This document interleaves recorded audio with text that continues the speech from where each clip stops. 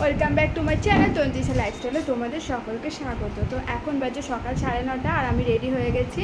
আর ওদিকে দেখবে ননিও জুতো পরছে, ননি স্কুল যাবে। ননি উল্টো হলো, জুতোটা উল্টো হলো।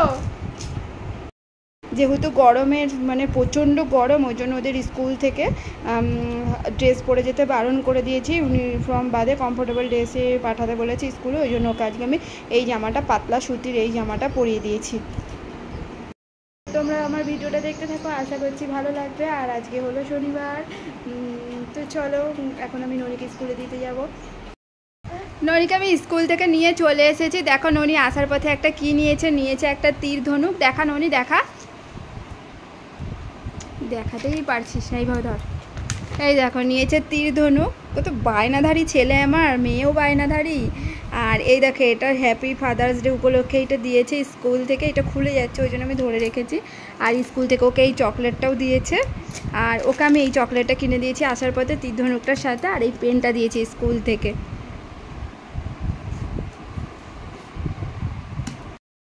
তো চলো এবার খাওয়া দাওয়া করতে হবে, রান্না বান্না করতে হবে, একটু রেস্ট করে নিই, তারপর খাওয়া দাওয়া দেখি কি খাওয়া যায়, তারপর রান্না বান্না করতে হবে। সকালে আমি গরম ভাত রান্না করেছিলাম, তো সেই ভাত খেয়ে সোনা কাছে পড়তে আর ছেলে গেছিলো স্কুলে। তো আমি আর এসে খাইনি গরম ভাত। সকালবেলায় গরম ভাত খেতে আমার না একটুও ভালো লাগে না, আর পড়েছে প্রচণ্ড গরম। এই গরমের মধ্যে কি করে গরম ভাত খাই বলো তো?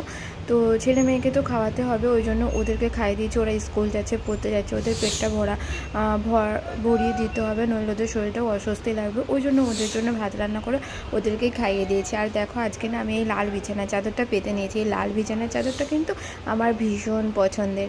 তারপরে দেখলাম ননি ঘরদোর এত নোংরা করেছে, চকলেট খেয়ে ওই তীর ধনুকের প্যাকেটটা খুলেছে, সেই নোংরি করেছে ঘরের মধ্যে। তাই ভাবলাম আমি একটু ঘরটা ঝাড় দিয়ে নিই। আর ওদিকে সোনা টিউশন বাড়ি থেকেও চলে এসেছে, তো ঘরটা আমি এখানে ঝাড় দিয়ে নিচ্ছি। আর হলো কি বলো তো, প্রচণ্ড গরম পড়েছে, প্রচণ্ড গরম। আর এই কাজ করতে গিয়ে আমি পুরো ঘেমে নিয়ে একাকার হয়ে যাচ্ছি। গরমকালে গরম তো পড়বেই, কিন্তু সেটা যদি সহ্যের বাইরে হয়ে যায় তখনই তো মানে প্রচণ্ড কষ্ট হয়। আর কি বলো তো, আমাদের জীবনটাও তেমনি, জীবনে দুঃখ কষ্ট তো আছেই, কিন্তু সেগুলো যদি সহ্য ক্ষমতার বাইরে হয়ে যায় তখন তো মানে কষ্টটা দ্বিগুণ হয়ে যায়, আরও বেশি কষ্ট লাগে। সেই জন্য আমি ভগবানকে বলি যে ভগবান কষ্ট দিও, কিন্তু সহ্য করার ক্ষমতাও দিও।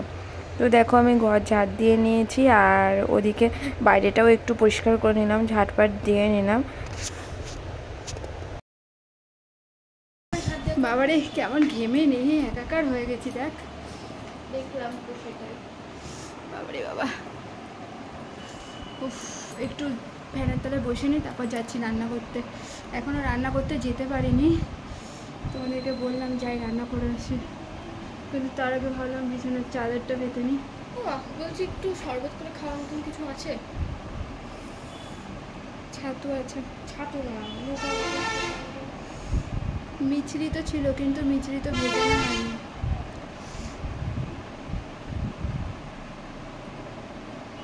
ছাতুটাই খা। না ছাতু খাবো না। ঠান্ডা জল দিয়ে কর। ভাত খেয়ে না, তাহলে ভাত দিয়ে দিচ্ছি। ঠান্ডা ভাত খা, জল ঢেলে। ভাত তো অনেকক্ষণ আগেই করছি, জল ঢেলে পেঁয়াজ দিয়ে দাও তাহলে, পেঁয়াজ কেটে ভাত দাও। একটু পরে দাও, অসুবিধা নেই। তোকে তো পড়তে যাওয়ার সময় বললাম ভাত খেয়ে যা। না আমি গরম ভাত খাবো না। তো বন্ধুরা লাঞ্চ করতে চলে এসেছি, কিন্তু বলেছিলাম রান্না করতে যাব, রান্না করতে আর যেতে পারিনি। এত গরমে কি বলবো, আমাদের তো দরজা জানলা সব পর্দা দেওয়া, মানে গরমে রোদের আবহাওয়াটা এত ঢুকছে না, ওই কারণের জন্য তো আমি রান্না করতে পারিনি। কি লাঞ্চ করছি কি দিয়ে চলো দেখাই তোমাদেরকে। সকালবেলায় ভাত রান্না করছিলাম, সেই ভাতটায় আলু পেঁপে সিদ্ধ দিয়ে আর আম কেটে নিয়েছি। আর সোনা ওদিকে নিয়ে নিয়েছে চানাচুর, আর এদিকে পেঁয়াজ কেটে নিয়েছি আলু পেঁপে সিদ্ধ দিয়ে। দেখো ননির ভাতটা, ননিও চানাচুর খেতে প্রচণ্ড পছন্দ করে।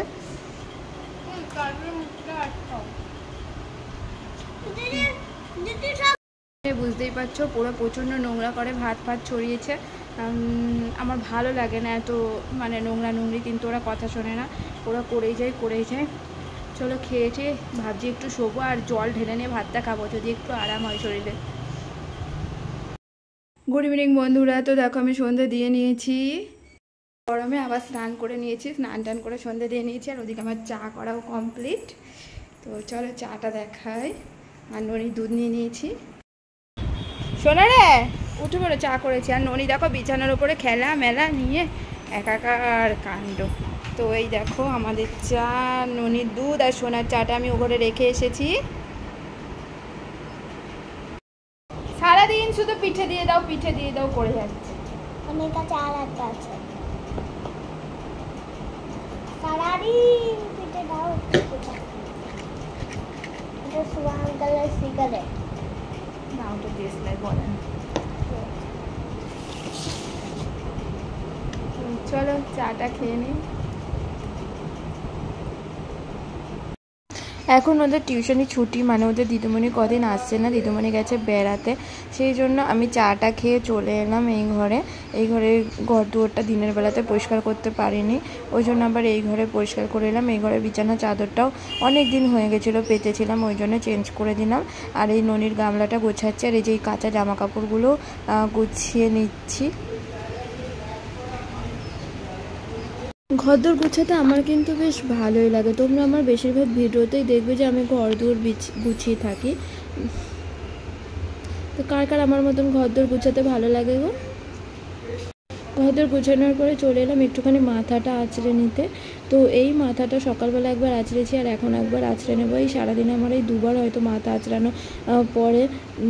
তো আর ভালো লাগে না, গরমের মধ্যে এমনিতেও কিছুই ভালো লাগছে না। তো দেখো আমি এখানে মাথা আঁচড়াচ্ছিলাম, আর ননি ওদিকে হাই হাই করছে। এখন বাজে রাত 10টা, আর আমি ভাজছি আলু, আর আমার রুটি করাও হয়ে গেছে। সকালবেলায় তো কিছু খাওয়া হয়নি, মানে দুপুরবেলায় সেই আলু সিদ্ধ, ভাত, জল, চানাচুর এইসব দিয়ে খাওয়া হয়েছিল। এই জন্য ভাবলাম রুটির সাথে একটু আলু ভেজে নিই। তো দেখো আমার রুটিও করা কমপ্লিট, আলুটা ভেজে নিই।